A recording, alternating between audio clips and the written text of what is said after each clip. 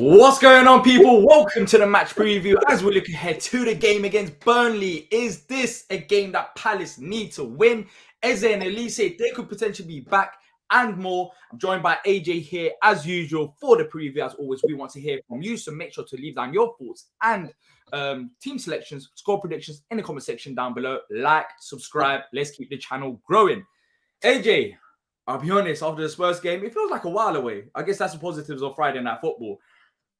Things were heated. Let's say that they were heated not because we lost to Spurs, but because of Roy's comments. And I guess we've had this time now to settle down. As I mentioned, Eze Olise could potentially be back, so we'll be discussing that on the agenda today as well. But looking at this game, AJ, Burnley, a struggling side. We'll be talking about them in a bit more detail. Going away from home to their ground, of course. Is this a game that Palace need to win for them to be somewhat serious this season? Especially against the struggling side like Burnley, with all due respect. 100%. I think we need it as fans. I think the boys on the pitch need it. Hell, I need it. Like, we need to start getting these results on, man. Just kind of spin the positivity back round a little bit, man, and get our season back on track. It hasn't been a terrible season. It's been pretty decent. But the past two games have kind of put us in a position where all of a sudden, the negativity has definitely been coming a lot around a lot more, and we're starting to see a bit more of a toxic fan base. And I think a win's overdue, just to kind of settle things down. And based on the Burnley side that are in the predicament that they're in, we should have enough in our locker to beat pretty comfortably, to be honest. Yeah, I agree. I don't know about comfortably, but I'm looking at this game and saying that we have to win. If we want to be a serious football club about achieving top 10 football, then you have to be going against struggling sides. It doesn't matter if you're at home or away from home, and you have to be beating them. I guess, look, Bournemouth even beat them, and Bournemouth is another struggling side. So if we know we've been sort of defensively, but we have to up our game. And we have to have that responsibility on us as well. Look, we've had a decent start to the season. I don't think it's been horrific. It could have been a bit better. I think the reason why the negativity has come around is purely down to Roy's comments about youngsters, which I guess we could talk about now. We spoke about in depth before. I don't want to go back into the comments, but when you look at this game and when you're talking about the lineup, the squad selection, do you think, based on what you said about the youngsters coming on against Spurs and actually making the team play worse, which is simply not true, in my opinion? I don't think we were that bad with the youngsters. I think we improved. We even scored a goal with them. And we're talking about Jez and França here. Do you think a change in the lineup is unlikely? And would you be happy with the same lineup that we had against Spurs? It's a very good question. I think if we had the same lineup going against Burnley, I think we'd have a better chance of getting a better result, because I feel that would be the kind of game where there'd be an expectation that we'd be a bit more on the front foot than we would against a side as quality as Spurs. I think it does need a little bit of a refresh from my personal perspective, just to give the team a bit of a lift. Nobody's saying that, Roy has to, play all the kids as such, or start França and Raksaki particularly. And obviously there are rumours of potential players coming back as well. But I think for me, maybe just to take a little bit of heat off himself and just to give us something fresh, even if he did start Raksaki or potentially França in this type of game, and then eventually bring on the more veteran players that he seems to love so much later on in the game, then at that point I would be a little bit more happy with that, my personal preference. Yeah, and look, we'll talk about Eze and Olise. We'll talk about them now in terms of, like, do we risk them? Because the reports are suggesting that they are back in training. Of course, Eze has played football this season. He's been out for about 5 to 6 weeks. I don't know how long it's been. It was meant to be for 6 weeks anyways. But Olise hasn't played a single minute of football. And I think this is where you take the risk element and you look at what's going on the football pitch as well. And AJ, I think if they are at least 50% fit, match fit, and if there's no risk of aggravating an injury again, you put them out on the pitch. I will take Eze and Olise 50% than what we've had right now so far. Because what we have in terms of attacking 3 or 4, with all due respect, they don't start for many teams. They don't. It's not a very dangerous attack. We have strikers playing out wide. We have Jeffrey Schlupp, who's not a winger, playing out wide, who hasn't had a great start to the season. So for me, you have to, especially when you playing against Burnley, you have to take them risks. For me, I think we risk them. But do you think with the lack of goals, because you know what's funny? Burnley are struggling, but I think we've scored the same amount of goals. I think 8 goals each so far this season. So the lack of goals, AJ, I think is down to Eze and Olise missing. But for you, do you think we should be going out there and playing them if, even if they're not 100%? I'm a little bit on the other scale. I would rather have them at least on the bench, because for me, I think that would just give the fans and the team a lift. And it will just show that we have threats that can come off the bench, and then we can naturally organically bring them back into the team that way. Even if Roy is that determined to play your Schlups and your, I guess, players that aren't particularly favoured in terms of. He's at the number 10, for example. He's not a number 10. Yeah, even if he started that and then bring Eze on in the second half, if the game was going a certain way, or bring Olise on in the second half, I would actually be more open to him doing something like that, because I feel like, an exhausted Burnley side, depending on how the game's going, bringing on an Olise and or an Eze gives them a whole new set of problems to worry about and start thinking about. And I think that'll give us an opportunity to, like people were saying, and to be fair, even you were saying in the match reaction, changing up the tactics a bit and giving them something a little bit fresh to deal with. Personally, I feel like I'd love to see a Rak-Sakyi start. Maybe I'm asking for a little bit too much, and I think I've resigned myself to the fact that the chances of Roy playing the kids are going to be very, very slim anyway. But if he wanted to kind of get a reaction out of the boys, I would like to see one of France or Rak-Sakyi, if not both, start the game, because I feel like that's a kind of fixture where those kind of players can shine and step up. And then obviously, if it's not going particularly well, then you bring on the Eze, or then you bring on the Olise, and then we kind of take it from there. Because the thing is, both of those players, Olise coming back from a much worse injury and a much more devastating injury, I don't expect the two players to come back into the squad and rip up trees straight away anyway. I think it's going to be one of them ones where we have to kind of be patient with them. I don't expect them to come in and save our season instantly. It's more of a lift. Yeah, but then we're facing a team of Burnley that's conceded 23 goals in 10 games. So in a way, in terms of confidence and trying to exploit teams, these are the perfect games for Eze and Olise. They're struggling defensively. So why wouldn't you, start them? If you're talking about all the dangers and all the threats that they have, why don't you start with that? Because I don't want to go down the panic of rushing them back. You see what I'm saying? But that's what I'm saying though. I'm not saying rushing back. I'm saying if they don't have a if there isn't any risk of aggravating the injury, then and despite if they're 50% match fit, injury is fine. It's not worried about that. Just about match fitness, 50% match fit. I risk that. I take that 50%. I will have 50% of Eze and Olise, then 100% of Schlupp and Hughes. That's what I would have. 100%. Agreed. I think I'm more worried about. I think I'm more worried from. I know this is not the Burnley of old where they'll kick you around for 90 minutes. Like, that's not really their style of playing nowadays. At the same time, but even then, from the same time, they're not stupid, and neither is Vincent Kompany.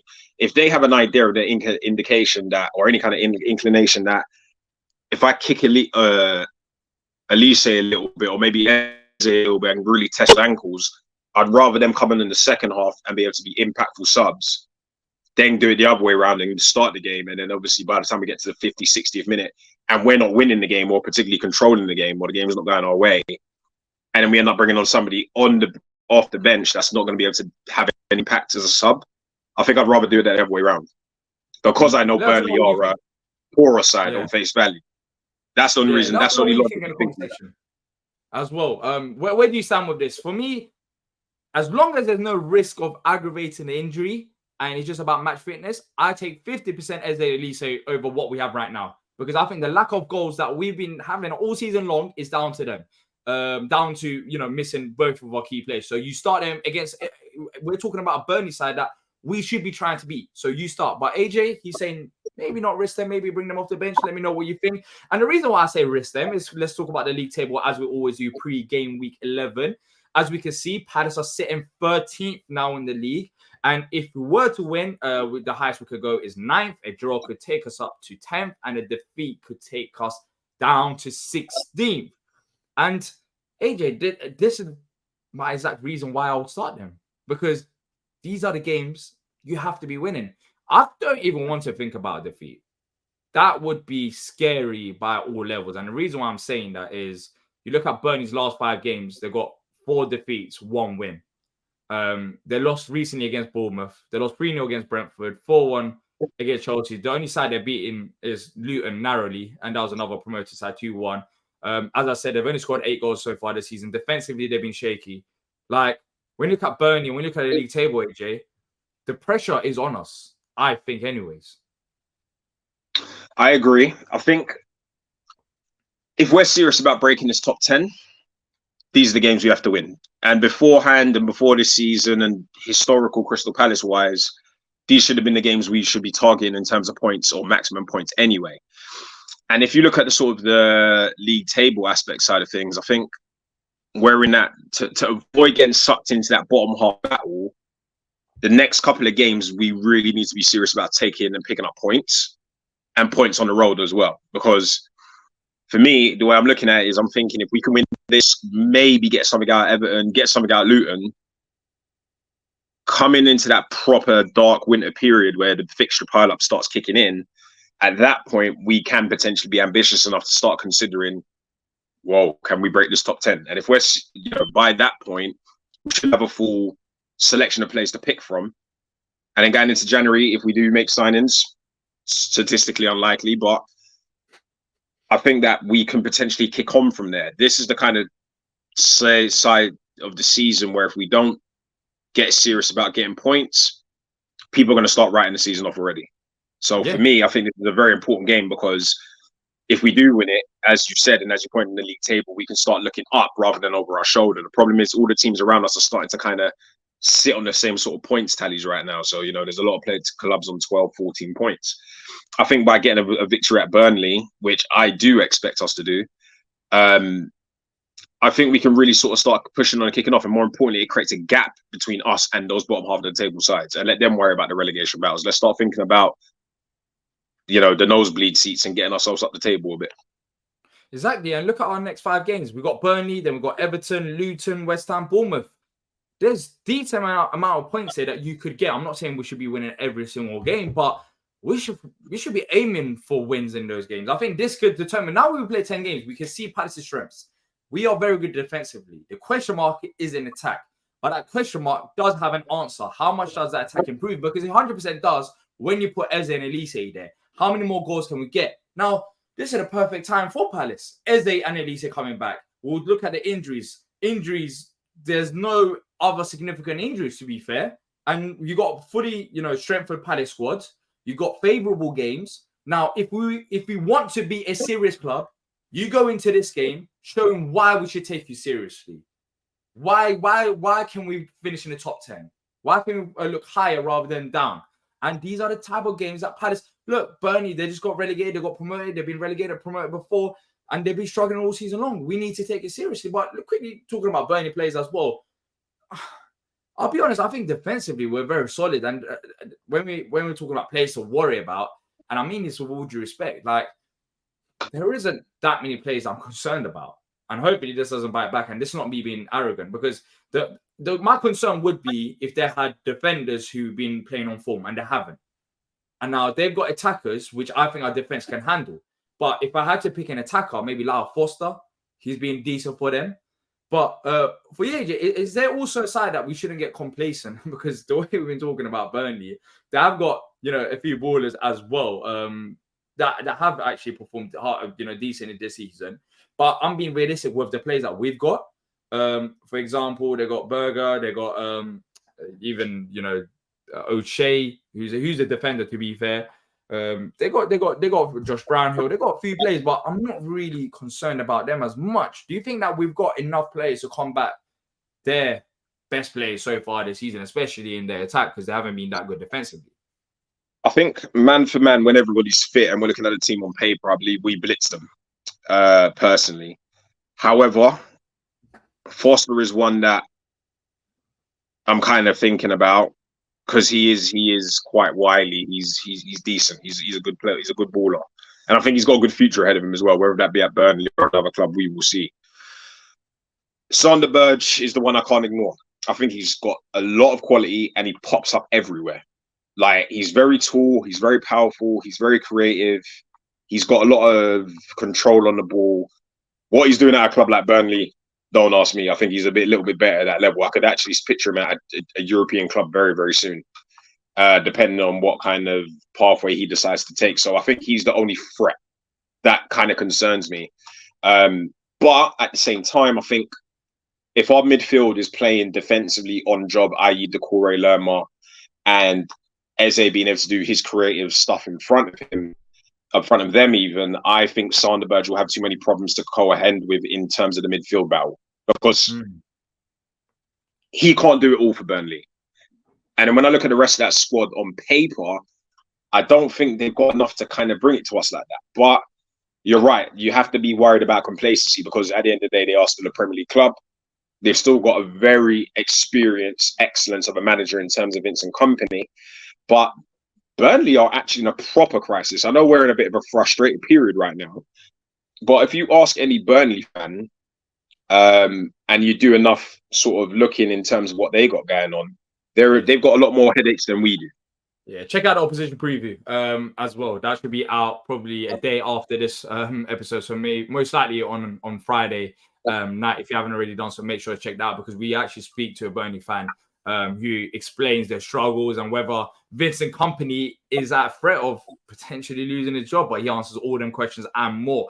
But when you mention Kompany in crisis, some of the players that they have, do you think we should be sitting back? Should we pressure them? Because where they've struggled is when teams have actually pressed them, where they've lost the ball midfield, where they've had the inverted fullback who's struggled. Like, how do you think Roy should actually approach this game when we're talking about winning this game, when we're talking about the players that they have, you know, how much they're struggling? Do you think we should go at them even though we're away from home? I think the team should give us, I think we should go at them from the get-go. I think this is the kind of team and the kind of form they're on that we could potentially get a couple of early goals. Not that we're particularly renowned for that, but I reckon we could get a couple early goals, and I feel like we get a few goals here. You have to kick people when they're down at this level, because as soon as you take your foot off the gas in the Premier League, as we've seen over the years, you can get run over very, very quickly. And when you've got opportunities against sides that are in a much more compromised position than you are, then you have to kind of make the most of that. And I think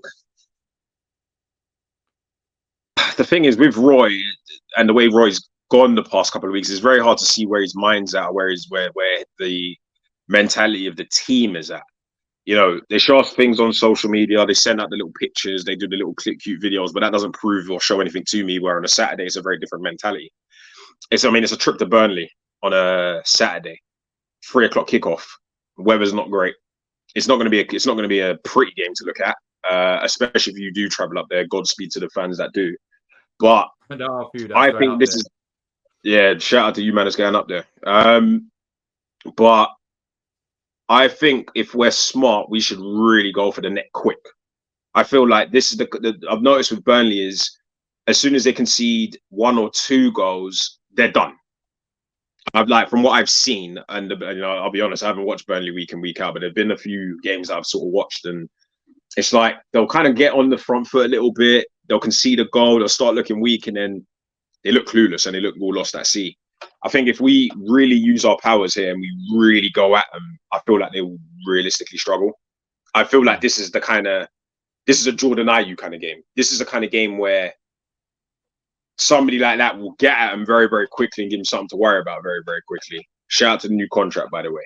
But I feel like this is definitely that kind of game where even a Mateta could get on the pitch and really do some damage. Don't ask me to why. I just think that after the past results, the media, the hype, the noise, all the rest of it, I think that we've got something around the corner. Whether it's a whooping or whether it's a bonus, that bit I can't control, because obviously that's down to the prep of the players and Roy to kind of step up and do that. But I honestly, hand on heart, think we can give something. We could seriously damage Burnley away here, and I think we could make the most of them being in a bit of a disarray where they are right now. Look, there's a lot of hype right now in terms of Burnley. We could do damage, we can do this and that. But before we talk about predictions, let's look at the prediction table from the last game to now. And I'll be honest, not much has changed. We've got everyone's got a point because everyone predicted a Palace defeat.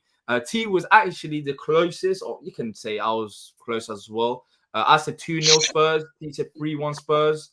AJ and Stan said 3-0 Spurs. So, yeah, maybe if I predicted a goal, then I would have got right. Maybe T predicted one less goal, he would have got right. But everyone gets a point, of course, for the correct outcome. Correct score and outcome gets you 3 points. So we're all got a point. All get a bit of the pie, but nothing really has changed. Now, let's talk about predictions for this week. Of course, Stan and T couldn't join us today, so they've sent their prediction. But I'll start off with my one. I'm going to go 1-0 Palace. To be fair, I can see us scoring more goals, but I'd rather go the safer approach of 1-0 because you don't know what Palace side is going to turn up. You don't know who's going to be starting with Eze and Olise, but we need to be winning this game, and I think we will be winning this game. I'll be very upset if we don't beat Burnley, especially with how much they're struggling. So I'm going 1-0 Palace. AJ, talk to me. You said 3-0 Spurs last week. It's gonna be